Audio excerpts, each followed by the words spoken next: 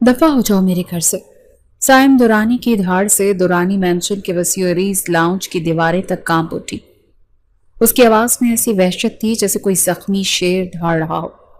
उसकी आंखें गुस्से की शिद्दत से खून की मानंद सुर्ख हो रही थी और चेहरे की रगें तन गई थी। उसके सामने संगमरमर के ठंडे फर्श पर हूरें गिरी पड़ी थी।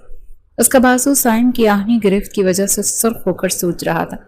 आंसू उसके गालों पर लकीरें बनाते हुए बह रहे थे और उसका पूरा वजूद किसी सूखे पत्ते की तरह खौफ से कांप रहा था। तुम्हारी हिम्मत कैसे हुई अपने यार को मेरे घर बुलाने की?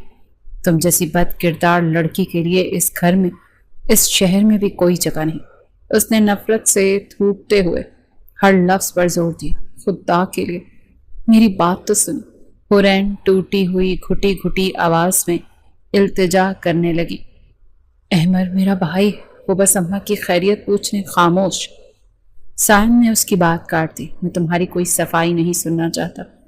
वो झुका और हुरैन को बाजू से पकड़कर नाकाबिले यकीन बेदर्दी से घसीटता हुआ मरकजी दरवाजे की तरफ ले गया। अगर मम्मी को दिया हुआ वादा मेरे पैरों की जंजीर ना होता तो अभी इसी वक्त तलाक तुम्हारे मुंह पर दे मारता। उसने दरवाजा खोला और उसे बाहर सर्द अंधेरी रात में धक्का दे दिया। जाओ उसी के पास जाओ जिसके लिए तुम मरती हो और आइंदा मुझे अपनी ये मनहूस शक्ल मत दिखाना। दरवाजा एक जोरदार धमाके से उसके मुंह पर बंद हो गया। अंदर साइम दुरानी गुस्से से हाँफता हुआ दीवार से टेक लगाकर खड़ा हो गया। उसे अपने किए पर जरा बराबर भी पछतावा नहीं था। उसे सिर्फ नफरत महसूस हो रही थी, शदीद जला देने वाली नफरत। लंदन की एक सर्द बारिश भरी रात, साइम दुरानी अपने पेंट हाउस अपार्टमेंट के फर्श से छत तक फैली शीशे की दीवार के पास खड़ा था। उसके हाथ में विस्की का ग्लास था, लेकिन वो कब से साकित खड़ा था जैसे वक्त में मुंजमद हो गया हो। बाहर शहर की रोशनियां बारिश की बूंदों में धुंधला रही थी। उसे यहाँ 1 साल बीत चुका था। वो पाकिस्तान से, अपने घर से, अपने माजी की हरियात से भाग कर यहाँ आया था, ये सोच कर कि काम की मसरूफियत और ये नया माहौल उसे वो सब कुछ भुला देगा जिसे वो भूलना चाहता था। लेकिन वो भूल ही नहीं पाया था, खास तौर पर पिछले कई महीनों से। वही एक मंजर, वही एक रात, एक भयानक ख्वाब की सूरत में उसका ताक़ुब कर रही थी। आज भी उसी ख्वाब से जागा था। उसकी अपनी ही धाड़, दफा हो जाओ, उसके कानों में गूंजी और वो हड़बड़ा कर उठ बैठा। उसका दिल तेजी से धड़क रहा था और पूरा जिस्म पसीने में शराबूर था। उसने कांपते हाथों से साइड टेबल पर रखा पानी का ग्लास उठाया और एक ही सांस में पी गया। लेकिन उसके हलक की खुश्की कम ना हुई। वो बिस्तर से उठा और खिड़की के पास आ गया। उसके जहन में वही मंजर, वही चीखें, वही आंसू से भरी बेबस आंखें गर्दिश कर रही थी। 1 साल गुजर गया था, लेकिन वो मंजर उसके जहन से महव नहीं हो सका था। वो खुद को समझाता था कि उसने जो किया वो सही किया। वो लड़की इसी काबिल थी, लेकिन फिर उसके अंदर से एक आवाज़ आती जो उसे मलामत करती। ये उसकी माँ की आवाज़ थी जो उसे उसका वादा याद दिलाती। उसे कभी अपनी ज़िंदगी से मत निकालना। मैंने ऐसा क्यों किया? उसने शीशे पर नजर आते अपने आँख से सरगोशी की। एक लड़की हो रहे, आखिर उससे इतनी शदीद नफरत की वजह क्या थी? मैं तो ऐसा नहीं था। ये सब शुरू कहाँ से हुआ था? ये सवाल उसके जहन में गूंजता रहा और फिर आहिस्ता आहिस्ता माजी के पर्दे हटने लगे। उसकी आंखों के सामने लंदन का मंजर धुंधलाने लगा और दुरानी मैंशन के डाइनिंग रूम का मंजर उभरने लगा। अपनी माँ का चेहरा याद आने लगा, उनकी व्हील चेयर, उनकी आवाज़ और बारिश भरी शाम जब उसकी पुरसुकून जिंदगी में तूफान का पहला झोंका आया था। वो दिन जब सब कुछ हुआ था। दुरानी मैंशन के पुरतायुश ड्राइंग रूम में मुकम्मल खामोशी तारी थी। बाहर तेज बारिश हो रही थी और खिड़की के शीशों से टकराती बूंदें माहौल को मजीद संजीदा बना रही थी। साइम दुरानी, एक 35 साला पुरकशिश, रोबदार और सर्द मिजाज बिजनेसमैन, अपनी माँ शहरबानो बेगम के सामने सर झुकाए खड़ा था। शहरबानो व्हील चेयर पर बैठी थी और उनके चेहरे पर ममता की नरमी और लहजे में हुक्म की सख्ती का इम्तजाज था। मैंने जो कहा तुमने सुना साइम? जी मम्मी, लेकिन आप जानती हैं मैं ये नहीं कर सकता। साइम के लहजे में पहली बार बेबसी थी। क्यों नहीं कर सकता? शहरबानो ने तेज नजरों से उसे देखा। کیا وہ لڑکی خوبصورت نہیں یا اس کا تعلق ہمارے اسٹیٹس سے نہیں ملتا؟ ممی پلیز، آپ جانتی ہیں میری زندگی میں ان چیزوں کی کوئی اہمیت نہیں ہے۔ سائم نے بے چینی سے اپنے بالوں میں ہاتھ پھیرا۔ لیکن ایک گاؤں کی لڑکی جس سے میں کبھی ملا تک نہیں، وہ میرے ساتھ کیسے ایڈجسٹ کرے گی؟ سلمیٰ کا میری زندگی پر احسان ہے سائم، ایک ایسا احسان جس کا بدلہ میں کبھی نہیں چکا سکتی۔ شہر بانو کی آواز بھیگ گئی۔ آج وہ زندگی اور موت کی کشمکش میں ہے۔ اسے آخری سٹیج کا کینسر ہے اور اس کی ایک ہی بیٹی ہے، پورولین۔ وہ چاہتی ہے کہ میں اسے اپنی بہو بنا لوں تاکہ اس کے بعد وہ لاوارث نہ رہ جائے۔ سائم خاموش رہا۔ اس کی ماں کی ٹانگیں سالوں پہلے ایک ایکسیڈنٹ میں چلی گئی تھی۔ اسی ایکسیڈنٹ میں اس کے والد کا انتقال ہوا تھا۔ اس دن کے بعد سے سائم اپنی ماں کے لیے شدید حساس ہو گیا تھا۔ سلمیٰ نے مجھے فون پر روتے ہوئے بتایا ہے۔ شہر بانو نے بات جاری رکھی۔ اس کے پاس زیادہ وقت نہیں ہے، تم کل ہی گاؤں جاؤ گے، قرین سے نکاح کرو گے اور اسے یہاں لے آؤ گے۔ یہ میرا حکم بھی ہے اور التجا بھی۔ سائم نے ایک گہری سانس لی۔ اس کی ماں کی خوشی اور سکون سے بڑھ کر اس کے لیے اور کچھ نہیں تھا۔ جیسے آپ کا حکم ممی، اس نے سر جھکا کر کہا اور کمرے سے باہر نکل گیا۔ اس کے دل پر ایک عجیب سا بوجھ تھا، ایک انجان سفر کا بوجھ، ایک ایسی ذمہ داری کا بوجھ جسے وہ اٹھانا نہیں چاہتا تھا، لیکن اب اس کے سوا اور کوئی چارہ بھی نہیں تھا۔ اگلے دن کی سپہر سائم دورانی کی چمکتی ہوئی سیاہ مرسیڈیز گاؤں کی کچی اور ناہموار سڑکوں پر دھواں اڑاتی ہوئی ایک چھوٹے سے صاف ستھرے گھر کے سامنے رکی۔ اس نے بھاری دل کے ساتھ دروازے پر دستک دی۔ چند لمحوں بعد ایک خاتون نے دروازہ کھولا، جن کے چہرے پر بیماری کے آثار واضح تھے، لیکن آنکھوں میں ایک عجیب سی متانیت اور شفقت تھی۔ یہ سلمیٰ بیگم تھی، حورین کی ماں۔ انہیں دیکھ کر سائم کو اپنی ماں کی باتیں یاد آئیں۔ آؤ بیٹا، اندر آؤ، مجھے پتا تھا تم آؤ گے۔ سلمیٰ نے کمزور سی مسکراہٹ کے ساتھ اس کا استقبال کیا۔ سائم ادب سے ان کے پیچھے چلتا ہوا صحن میں بچھی رنگین دھاگوں سے بنی چارپائی پر بیٹھ گیا۔ اس کے مہنگے سوٹ اور یہاں کے سادہ ماحول میں کوئی مطابقت نہیں تھی۔ شہر بانو کیسی؟ اس نے بتایا تھا کہ تم آ رہے ہو۔ سلمیٰ نے پانی کا گلاس اس کی طرف بڑھاتے ہوئے پوچھا۔ جی خالہ، ممی ٹھیک ہے، انہوں نے آپ کو بہت یاد کیا ہے۔ سائم نے مختصر اور نپا تلا جواب دیا۔ اس کی نظریں بے چینی سے ادھر ادھر گھوم رہی تھی۔ وہ اس لڑکی کو دیکھنا چاہتا تھا جس کے لیے اسے یہاں بھیجا گیا تھا، جس کی وجہ سے اس کی زندگی میں ایک بھونچال آنے والا تھا۔ تبھی صحن کے ایک کونے میں لگے آم کے گھنے درخت پر کچھ ہلچل ہوئی۔ حورین، اریو حورین، نیچے اتر آؤ بیٹی، دیکھو مہمان آئے ہیں۔ سلمیٰ نے درخت کی طرف دیکھ کر پکارا۔ سائم نے چونک کر اوپر دیکھا۔ ایک 19 سالہ لڑکی، گلابی رنگ کے سادہ سلون کے سوٹ میں ملبوس، لمبے کالے بال جو ایک ڈھیلی سی پونی میں بندھے تھے، بڑی بے فکری سے ایک شاخ پر بیٹھی کچے آم توڑ کر نمک لگا کر کھا رہی تھی۔ ماں کی آواز سن کر اس نے نیچے جھانکا۔ اس کی بڑی بڑی شوخ آنکھوں نے ایک لمحے کو چارپائی پر بیٹھے اجنبی کو دیکھا اور پھر کسی ماہر کھلاڑی کی طرح دیوار کے ساتھ لگی بیل کا سہارا لیتے ہوئے چھلانگ لگا کر نیچے کو کود گئی۔ اس کے ہاتھ میں 2 کچے آم تھے۔ وہ سیدھی اپنی ماں کے پاس آئی۔ اماں بس 2 منٹ، یہ فاطمہ خالہ کو دے کر آتی، انہوں نے کہا تھا۔ پھر اس کی نظر چارپائی پر بیٹھے سائم دورانی پر پڑی۔ ایک لمحے کو وہ اس کی روبدار شخصیت دیکھ کر ٹھٹکی۔ گہرے نیلے رنگ کے ڈریس پینٹ اور سفید شرٹ میں ملبوس، کلائی پر چمکتی گھڑی اور چہرے پر سنجیدگی، وہ کسی اور ہی دنیا کا باسی لگ رہا تھا۔ یہ تمہاری خالہ شہر بانو کے بیٹے ہیں، سائم دورانی، سلام کرو بیٹا، سلمیٰ نے تعارف کروایا۔ حورین نے اپنی بڑی بڑی آنکھوں سے اسے اوپر سے لے کے نیچے تک دیکھا اور پھر بڑی معصومیت اور شرارت کے امتزاج سے کہا، السلام علیکم انکل۔ انکل کا لفظ سائم کے کانوں میں تیر کی طرح لگا۔ اس نے اپنے جبڑے بھینچ لیے۔ وہ 35 سال کا تھا، بلا شبہ اس لڑکی سے عمر میں کافی بڑا تھا، لیکن انکل یہ کچھ زیادہ ہی تھا۔ اس کی 30 سالہ زندگی میں کسی لڑکی نے اسے اس طرح مخاطب کرنے کی جرت نہیں کی تھی۔ اسے لگا جیسے اس گاؤں کی لڑکی نے اس کی شخصیت کا مذاق اڑایا ہے۔ سلمیٰ نے فوراً بیٹی کو ڈانٹا، حورین یہ کیا بدتمیزی ہے، وہ تم سے عمر میں بڑے، بھائی کہہ سکتی ہوں۔ حورین نے اپنی ماں کی ڈانٹ سنی انسنی کر دی اور سائم دورانی کے سنجیدہ چہرے کے سامنے ہی بے تکلفی سے قہقہ لگا کر ہنس پڑی۔ اماں دیکھنے میں تو انکل ہی لگتے ہیں، اتنے سیریس جو بیٹھے ہیں، لگتا ہے کسی پر غصہ کر کے آئے ہیں۔ سائم دورانی لب کھینچ کر خاموش رہا۔ اس لڑکی کی شوخی اور منہ پھٹ انداز نے اسے پہلے ہی ملاقات میں شدید ناگوار گزرا تھا۔ تھوڑی دیر بعد وہ آم دینے کے بہانے باہر نکلی۔ کچھ ہی دیر میں باہر گلی سے بچوں کے لڑنے کی آوازیں آنے لگیں۔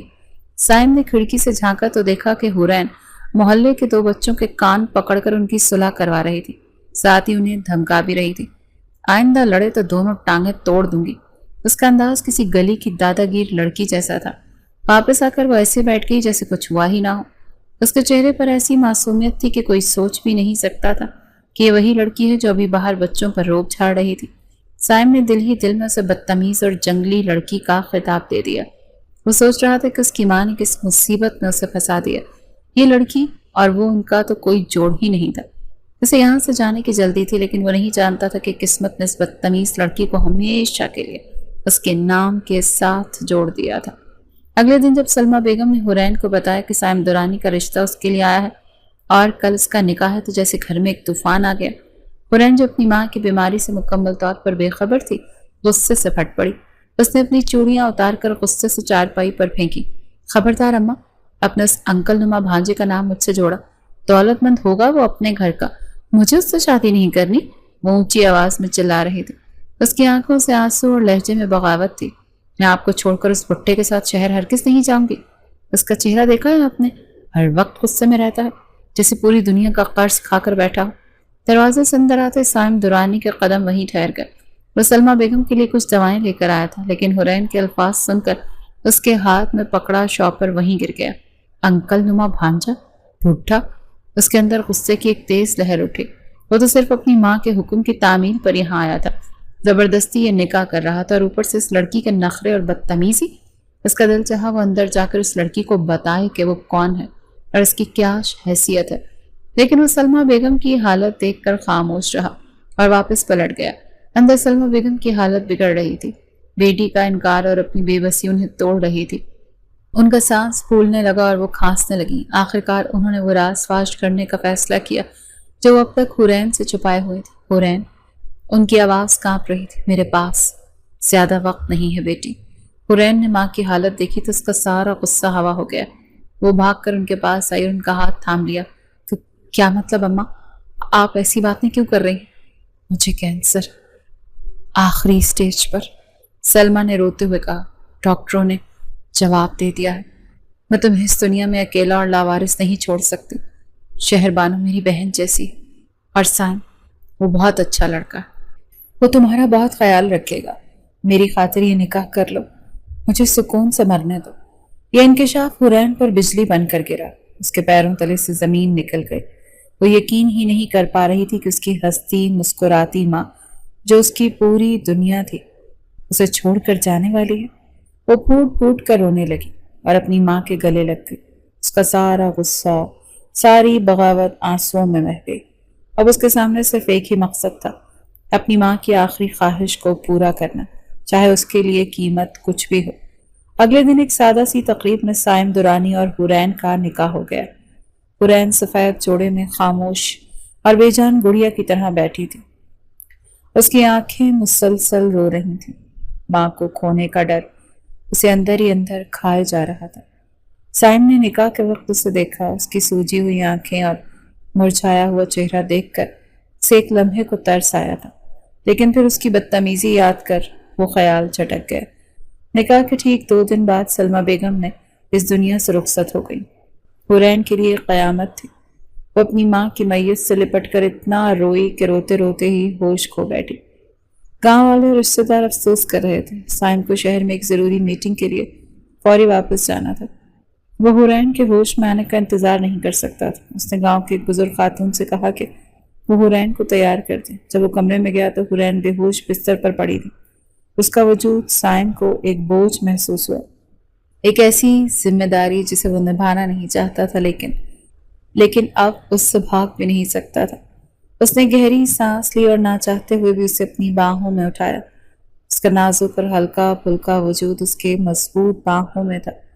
اسے اٹھائے گاڑی کی طرف بڑھ گیا۔ اس وقت وہ نہیں جانتا تھا کہ جسے وہ بوجھ سمجھ رہا ہے، قسمت اس کے نصیب میں اس کا عشق لکھ چکی ہے، ایک ایسا عشق جو اسے جلا کر راکھ بھی کرنے والا تھا، اور پھر اسی راکھ سے اسے ایک نیا انسان بھی بنانے والا تھا۔ گاڑی شہر کی طرف جانے والی پکی سڑک پر فراٹے بھری جا رہی تھی۔ پچھلی سیٹ پر حرین بے ہوشی کی حالت میں لیٹی تھی۔ سائم خاموشی سے ڈرائیو کر رہا تھا۔ اس کا ذہن منتشر تھا۔ اسے سمجھ نہیں آ رہا تھا وہ اس صورتحال کو کیسے سنبھالے گا۔ ایک 19 سال کی ضدی اور منہ پھٹ لڑکی جو اب قانونی طور پر اس کی بیوی تھی، اور جسے وہ اپنے ساتھ زبردستی لے جا رہا تھا۔ تقریباً 1 گھنٹے کے سفر کے بعد حورین کو ہوش آیا تھا۔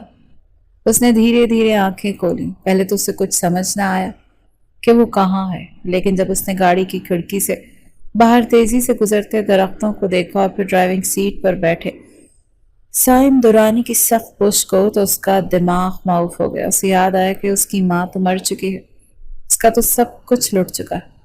گاڑی روکو، وہ ایک دم سے اٹھ کر بیٹھتے ہوئے چیخی۔ اس کی آواز میں خوف، غصہ اور بے بسی کا طوفان تھا۔ مجھے کہاں لے جا رہے؟ مجھے واپس گاؤں جانا ہے، مجھے اپنی ماں کے پاس جانا ہے۔ سائم نے ریئر ویو مرر سے اس کی طرف دیکھا۔ اس کی آنکھیں رو رو کر سوجی ہوئی تھیں اور بال بکھرے ہوئے۔ خاموشی سے بیٹھی رہو، ہم گھر جا رہے ہیں۔ اس کے لہجے میں وہی سرد مہری تھی۔ کون سا گھر؟ میرا گھر تو گاؤں میں ہے، وہیں جہاں میری ماں کی قبر ہے، مجھے واپس لے کر چلو۔ رونے لگی۔ اس کی آواز میں اب التجا تھی۔ میں تمہیں وہاں واپس نہیں لے جا سکتا، تم میری بیوی ہو اور میرے ساتھ میرے گھر میں رہو گی۔ سائم نے تحمل سے سمجھانے کی کوشش کی، حالانکہ اس کا اپنا صبر بھی جواب دے رہا تھا۔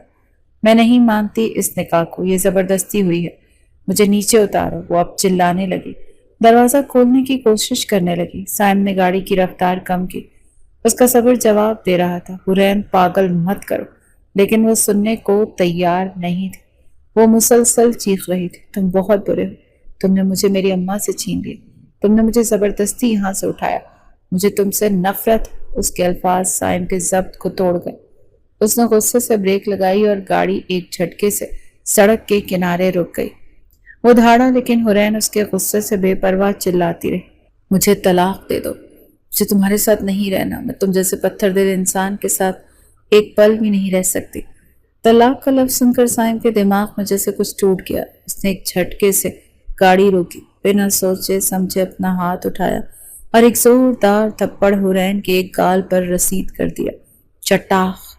آواز گاڑی کی خاموشی میں گونجی۔ حورین کا چہرہ ایک طرف کو مڑ گیا، اس کی چیخیں ایک دم بند ہو گئیں۔ اس کی آنکھوں میں حیرت، خوف اور بے یقینی تھی۔ وہ کانپتے ہوئے ہاتھوں سے اپنا گال سہلانے لگی، جہاں 5 انگلیوں کے نشان ابھر آئے۔ آنسو اس کی آنکھوں سے ٹپ ٹپ گرنے لگے۔ وہ خاموشی سے سہم کر سیٹ کے کونے سے لگ کر بیٹھ گئی۔ گاڑی پھر سے سٹارٹ ہو چکی تھی اور سائم کو ایک لمحے کو اپنی حرکت پر افسوس ہوا، لیکن پھر اس نے غصے سے اپنا سر جھٹکا اور دوبارہ گاڑی سٹارٹ کر دی۔ باقی کا راستہ مکمل خاموشی میں گزرا۔ گھر پہنچ کر وہ حورین کو سیدھا اپنی ماں کے کمرے میں لے گیا۔ شہر بانو بیگم ویل چیئر پر بیٹھی انہی کا انتظار کر رہی تھی۔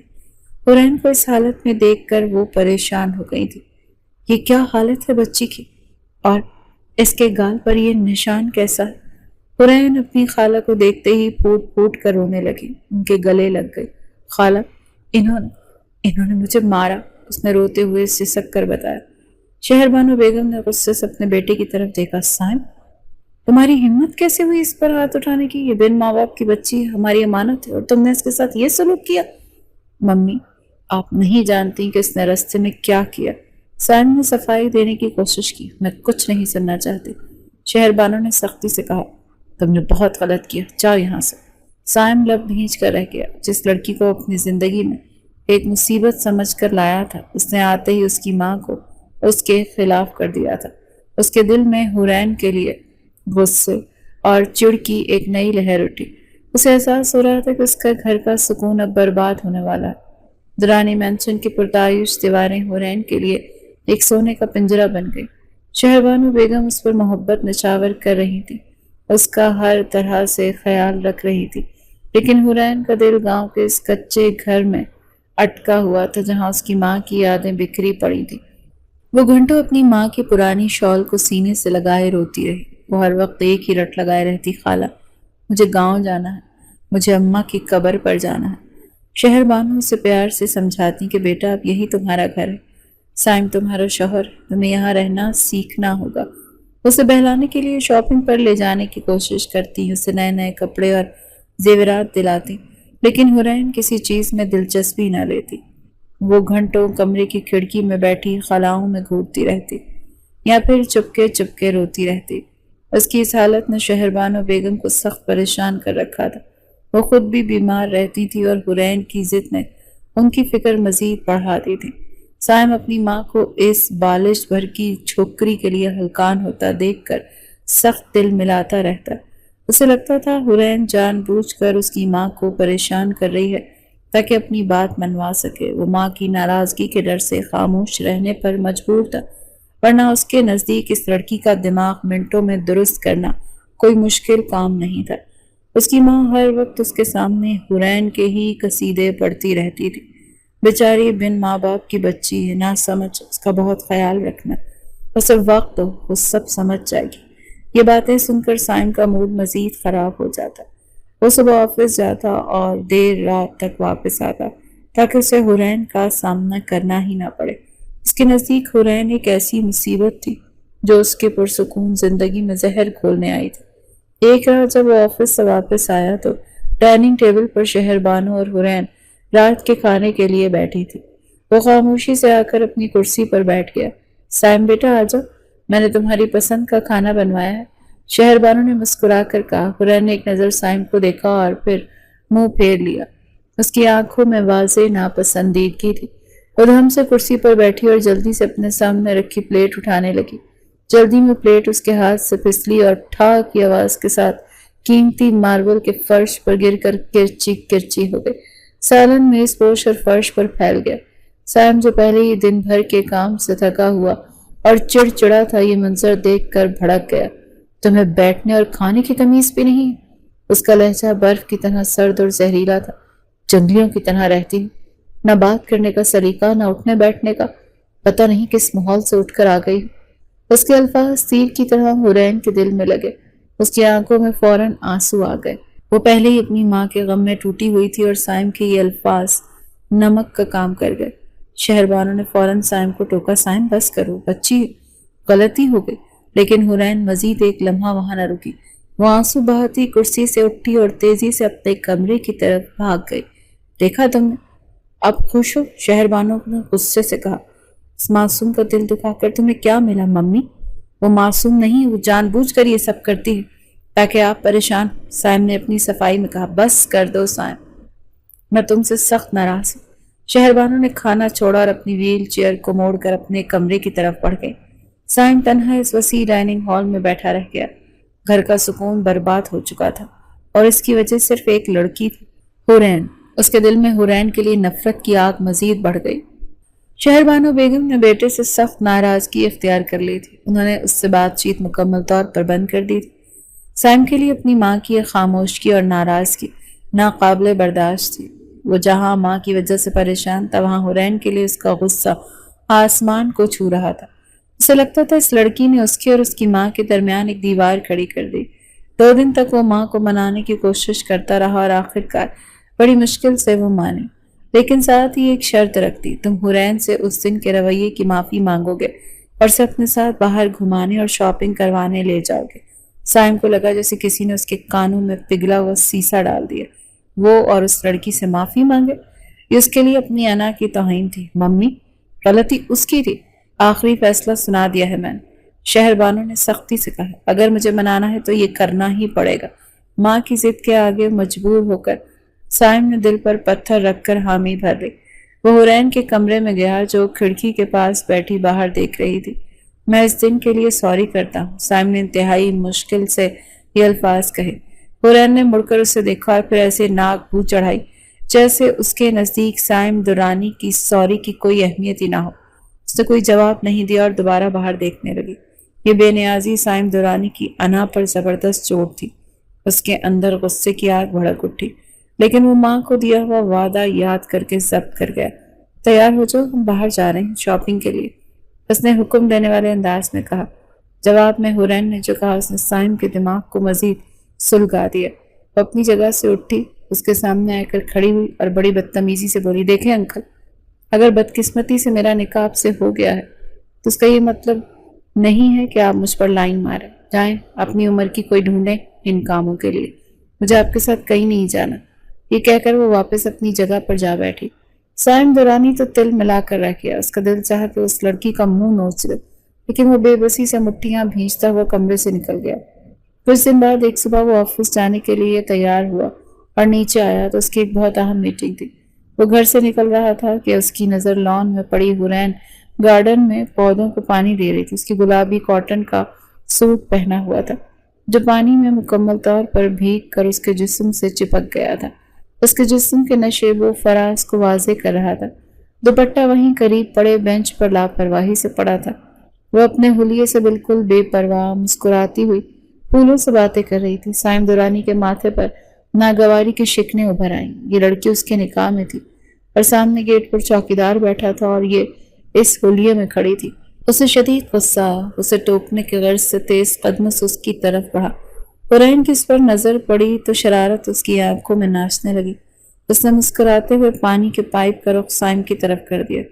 ये क्या बचपना है, बंद करो इसे, साइम ने गुस्से से कहा। लेकिन हुरैन ने उसकी बात सुनी अनसुनी कर दी और पानी की तेज धार उस पर डाल दी। साइम दुरानी जो बेश कीमत 3 पीस सूट में मलबूस था सर से पांव तक भीग गया। पानी की ठंडी धार उसके गुस्से की आग को मजीद भड़का गई थी।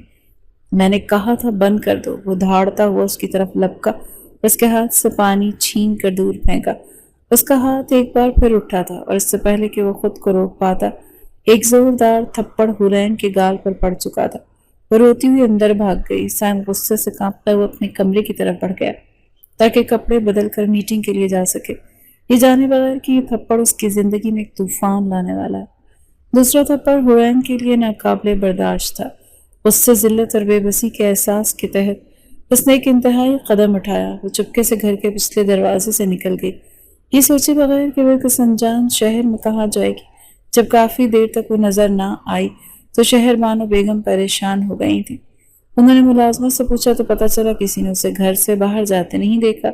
शहर बानो का दिल तो धक से रह गया। उन्होंने फौरन साइम को फोन किया जो ऑफिस पहुंच चुका था। माँ की घबराई हुई आवाज सुनकर साइम के भी हाथ पैर फूल गए थे। उसने गुस्से में हुरैन को मारा तो था, लेकिन ये नहीं सोचा था कि वो घर छोड़कर ही चली जाएगी। उसने फौरन अपने मुलाजमों और गार्ड्स को उसे तलाश करने का हुक्म दिया। मुश्किल से तमाम शाम के करीब वो घर के करीबी पार्क में एक बेंच पर बैठी रो रही थी। मुलाजिम उसे वापस घर लाए। जब साइम शाम को ऑफिस से वापस आया तो शहर बानो ने उसे अपने कमरे में बुलाया। वो शदीद गुस्से में थी। आज तुम्हारी वजह से उस बच्ची ने घर छोड़ दिया। अगर उसे कुछ हो जाता तो उन्होंने सख्त लहजे में सरजनिश की। मम्मी, आपको उसकी हरकत का अंदाजा है? उसने जानबूझकर मुझे भिगो दिया जब वो जानती थी कि मैं अहम मीटिंग। साइम ने सफाई देने की कोशिश की। मैं कुछ नहीं सुनना चाहती, शहर बानो बेगम चीखी। तुमने उस पर हाथ उठाया, ये नाकाबिले माफी। माँ और बेटे के बीच हुरैन की वजह से तनाव इतना बढ़ गया कि उनकी बोलचाल एक बार फिर बंद हो गई। शहर बानो इस वाक़े का इतना स्ट्रेस लिया कि अगले दिन उनकी तबीयत बिगड़ गई और उन्हें अस्पताल में दाखिल करवाना पड़ा। ये साइम के लिए क़यामत थी। अपनी माँ को अस्पताल के बिस्तर पर देखकर उसका दिल जैसे किसी ने मुट्ठी में ले लिया हो। डॉक्टर ने बताया कि हाई ब्लड प्रेशर की वजह से उनकी हालत तशवीशनाक है। शदीद गुस्से में घर वापस आया और सीधा हुरैन के कमरे में गया। वो जल्दी से घर वापस आया और सीधा हुरैन के कमरे में गया और गुस्से में बोला, अगर मेरी माँ को कुछ हुआ तो फिर तुम्हारी खैर नहीं। उसने हुरैन को बाहों को सख्ती से पकड़कर झंझोड़ते हुए कहा। उसकी आंखों में वहशत थी। तुम एक मुसीबत, एक अजाब हो जो मेरी जिंदगी में आ गया।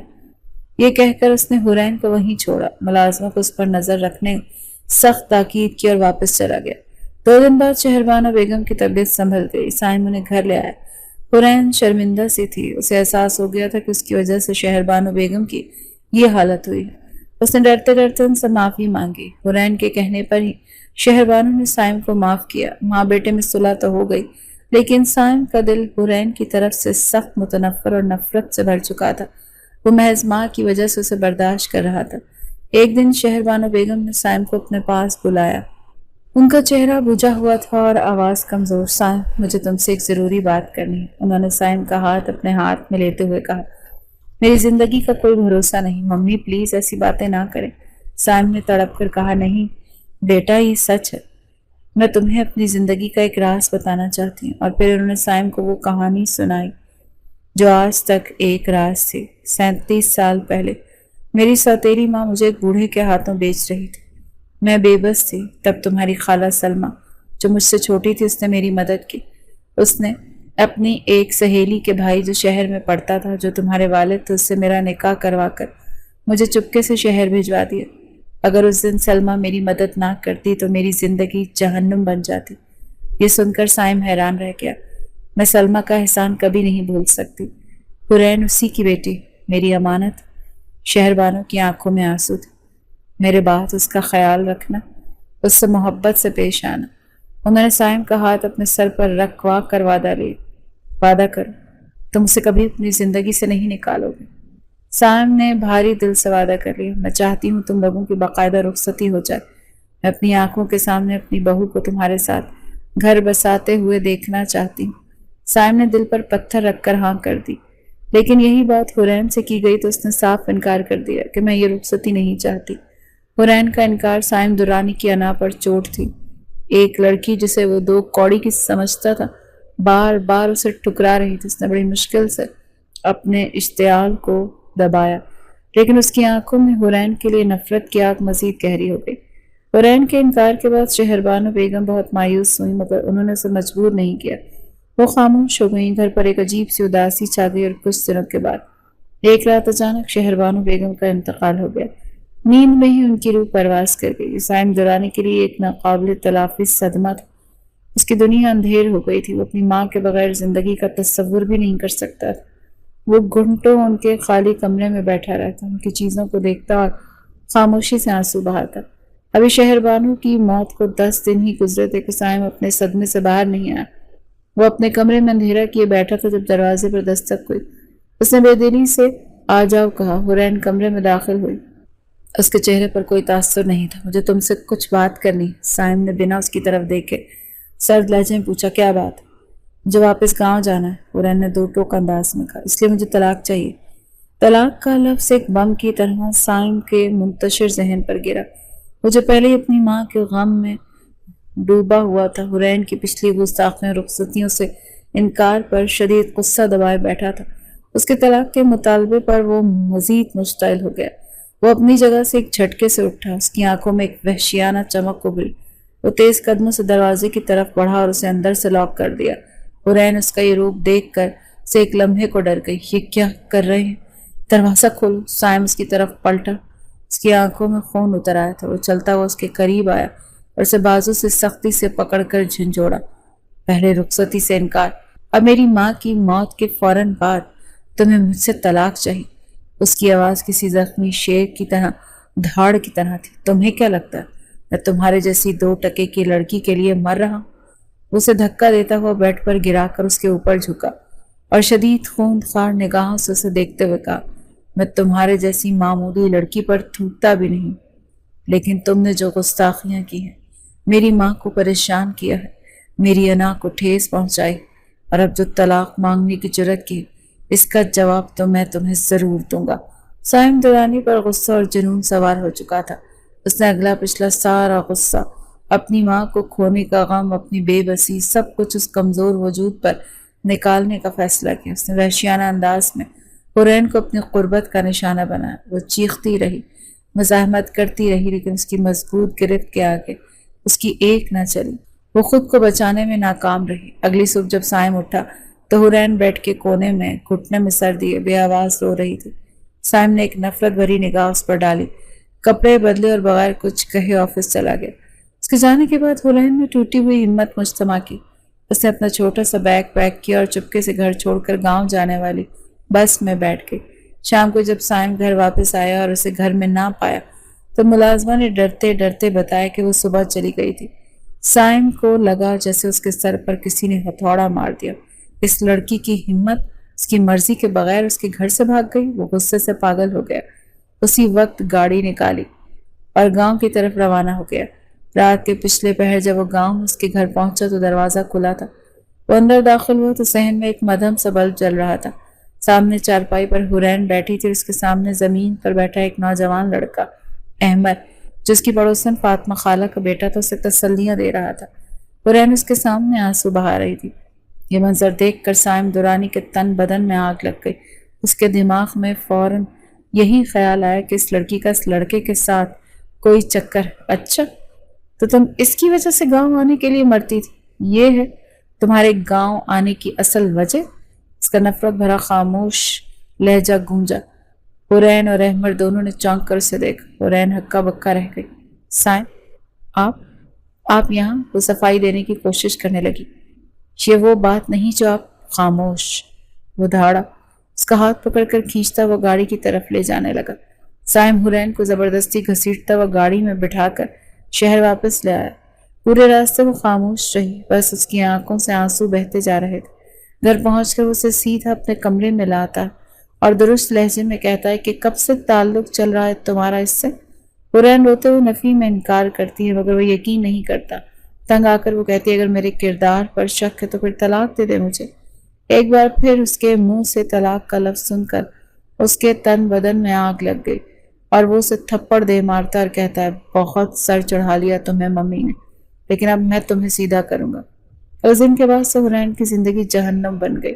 سائم نے گھر کی ساری ذمہ داری اس پر ڈال دی۔ اس نے پرانی ملازمہ کو حکم دے سے گھر کا سارا کام سکھاؤ، جھاڑو پوچھا برتن کپڑے سب کچھ، اور روز مجھے رپورٹ کرو۔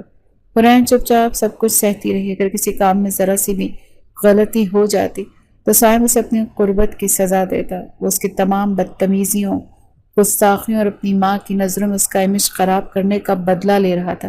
اس کا گھر سے باہر نکلنا بند، وہ قیدی کی زندگی گزار رہی تھی۔ کئی مہینے گزر گئے، سائم کا دل حرین کے لیے موم نہیں ہوا۔ ایک دن گھر پر فاطمہ خالہ اپنے بیٹے احمر کو لے کر حرین سے ملنے آئی۔ وہ گاؤں سے کسی کام سے شہر آئے تھے۔ حرین کا حال پوچھنے چلی گئی۔ سائم اتفاق سے اس دن گھر پر ہی تھا۔ اس لڑکے کو اپنے گھر میں دیکھ کر اس کے دماغ میں شک کا کیڑا پھر سے کل بلانے لگا۔ وہ سمجھا کہ اس لڑکے کو حرین ہی کی ملاقات کے لیے بلایا ہو۔ اس نے بمشکل ان کے سامنے اپنے غصے پر قابو پایا۔ ان کے جانے کے بعد وہ حرین پر ٹوٹ پڑا، اور یہی وہ نقطہ تھا جہاں سے اس کہانی کا آغاز ہوا تھا، جب سائم نے اسے بد کردار کہہ کر گھر سے ہی نکال دیا تھا۔ سائم کا ذہن ماضی کے تمام مناظر کو ایک فلم کی طرح چلا کر واپس لندن کی اس سرد رات میں لوٹ آیا تھا۔ آج 1 سال بعد اسے پہلی بار اپنے کیے پر شدید ندامت کا احساس ہوا۔ اسے اپنی زیادتیوں کا احساس ہو رہا تھا۔ حرین کا آنسوں سے بھیگا بے بس چہرہ اس کی آنکھوں کے سامنے گھوم رہا تھا۔ میں نے یہ کیا کر دیا؟ وہ بے بسی سے سرگوشی کرنے لگا۔ اس کا دل اسے ملامت کر رہا تھا۔ اسے اپنی ماں کا وعدہ یاد آیا، اسے کبھی اپنی زندگی سے مت نکالنا۔ اور اس نے کیا کیا؟ اس نے نہ صرف اپنی زندگی سے بلکہ اپنے گھر سے بھی نکال دیا۔ وہ کہاں ہوگی، کس حال میں ہوگی؟ ان سوالات نے اس کے دل کو بے چین کر دیا۔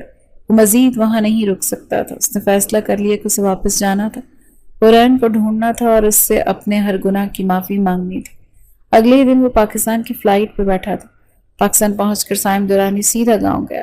اس کا دل زور زور سے دھڑک رہا تھا جب اس کی گاڑی سلمہ خان کے پرانے گھر کے سامنے رکی۔ اس نے ایک لمبی سانس لی۔ اس نے ہمت کر کے دروازہ کھٹکھٹایا۔ دروازہ فاطمہ خالہ نے کھولا۔ اسے دیکھ کر وہ حیران رہ گئی۔ سائم بیٹا تم؟ جی خالہ۔ حرین کہاں ہے؟ اس نے بے چینی سے پوچھا۔ فاطمہ خالہ اسے اندر لے گئی۔ جیسے ہی وہ صحن میں داخل ہو اس کے قدم وہیں جم گئے۔ سامنے چارپائی پر حرین بیٹھی تھی۔ وہ پہلے سے بہت کمزور لگ رہی تھی، لیکن اس کے چہرے پر ایک عجیب سا سکون تھا۔ اس کی گود میں ایک 2-3 ماہ کا بچہ لیٹا کھیل رہا تھا۔ سائم چونک گیا۔ وہ بے یقینی سے کبھی حرین کو دیکھتا اور کبھی اس بچے کو جس کا چہرہ ہو اس کے بچپن کی تصویر جیسا تھا۔ حرین نے اسے دیکھا تو اس کی آنکھوں میں بے یقینی کی لہر دوڑ گئی۔ یہ میرا بچہ ہے کیا؟ سائم نے کانپتی آواز میں پوچھا۔ حرین نے خاموشی سے اس بات میں سر ہلا دیا۔ سائم آہستہ آہستہ آگے بڑھا اور اس کے سامنے زمین پر بیٹھ گیا۔ اس نے ڈرتے ڈرتے اپنے بیٹے کو گود میں اٹھایا۔ بچے کے لمس نے اس کے وجود میں ایک عجیب سی سنسنی دوڑا دی۔ اس کی آنکھوں سے بے اختیار آنسو بہنے لگے۔ وہ اپنے بیٹے کو سینے سے لگائے پھوٹ پھوٹ کر رو پڑا۔ اس کا سارا غصہ، ساری نفرت، سارا پچھتاوا آنسوؤں میں بہہ گیا۔ کچھ لمحوں بعد جب وہ سنبھلا تو وہ حرین کے سامنے ہاتھ جوڑے بیٹھا تھا۔ حوری، مجھے معاف کر دو، میں نے تم پر بہت ظلم کیا، مجھے معاف کر دو۔ حرین نے جو بالکل بدل چکی تھی کوئی ناراضگی یا غصہ نہیں دکھایا۔ اس کی آنکھوں میں آنسو تھے لیکن لہجے میں سکون۔ میں نے آپ کو معاف کر دیا، گھر چلو حوری پلیز۔ سائم نے التجا کی۔ وہ ساتھ جانے کے لیے تیار ہو گئی مگر بولی ایک دن رکیں گے، کل احمر کی شادی۔ احمر کا نام سن کر سائم کو شدید شرمندگی محسوس ہوئی۔ اگلے دن وہ شادی میں شریک ہوا۔ وہاں اسے پتہ چلا کہ احمر حرین کو اپنی بہن مانتا تھا اور وہ ہمیشہ اس کی مدد کرتا تھا۔ اپنی سوچ اور شک پر اسے خود سے نفرت محسوس ہوئی۔ شادی کے بعد وہ حرین اور اپنے بیٹے جس کا نام اس نے رافع رکھا تھا اس کو لے کر شہر آ گیا۔ کمرے میں رافع اپنے کوٹ میں سو رہا تھا۔ حرین کھڑکی کے پاس کھڑی باہر دیکھ رہی تھی۔ سائم چینج کر کے اس کے پیچھے آ کر کھڑا ہو گیا۔ پوری، اس نے دھیرے سے پکارا، اس کے شانوں سے پکڑ کر اسے اپنی طرف گھما کر بولا، مجھے معاف کر دو حرین۔ خاموشی سے اس کے گلے لگ کر رونے لگی۔ آج سالوں بعد دونوں نے اپنے دل کھول کر ایک دوسرے کے سامنے رکھے۔ میں نے نکاح سے انکار اس لیے نہیں کیا کہ آپ مجھے پسند نہیں تھے، انہوں نے سسکتے ہوئے انکشاف کیا، بلکہ میں خود کو آپ کے قابل نہیں سمجھتی تھی۔ میں ایک احساس کمتری کا شکار تھی۔ مجھے لگتا تھا آپ جیسا امیر پڑھا لکھا شخص مجھ جیسی گاؤں کی غریب لڑکی کو کبھی قبول نہیں کرے گا اور شادی کے بعد تانے بھی دے گا۔ سائم حیران رہ گیا، تم نے یہ باتیں مجھ سے پہلے کیوں نہیں کی؟ میں تو تمہیں کبھی ایسا نہیں سوچا۔ میری تو انا کو ٹھیس پہنچی یہ سوچ کر کہ مجھ جیسے شخص کو تم ٹھکرا رہی ہو جسے لڑکیاں خود ٹھکراتی آئی ہیں۔ دونوں کی آنکھوں میں اپنی اپنی غلطیوں اور غلط فہمیوں پر پچھتاوے کے آنسو تھے۔ وقت گزرتا گیا اور کچھ سالوں بعد کی زندگی پہلے سے کئی گنا زیادہ خوبصورت ہو گئی۔ اسپتال کا کمرہ پھولوں سے سجا تھا اور حرین بیڈ پر لیٹی مسکرا رہی تھی۔ سائم رافع کو گود میں اٹھائے اندر داخل ہوا۔ اس نے رافع کو حرین کے پاس بٹھایا، اس کے ماتھے پر بوسہ دیا اور بولا، تھینکس اتنا پیارا تحفہ دینے کے لیے۔ پھر اس نے پاس ہی کوٹ میں لیٹی اپنی ننھی سی بیٹی کو اٹھا کر پیار کیا۔ وہ واپس حرین کے پاس آیا، اس کے گرد اپنا بازو پھیلا کر اسے اپنے حصار میں لے لیا۔ مجھے لگتا تھا کہ میں تم سے محبت کرتا ہوں حوری، لیکن اب مجھے احساس ہوتا ہے کہ یہ محبت نہیں عشق ہے۔ میں تم سے عشق کرتا ہوں۔ حرین نے نم آنکھوں کے ساتھ مسکراتے ہوئے اپنا سر اس کے سینے پر رکھ دیا۔ ان کا نصیب جڑ چکا تھا اور اب ان کی زندگی میں صرف عشق کی حکمرانی تھی۔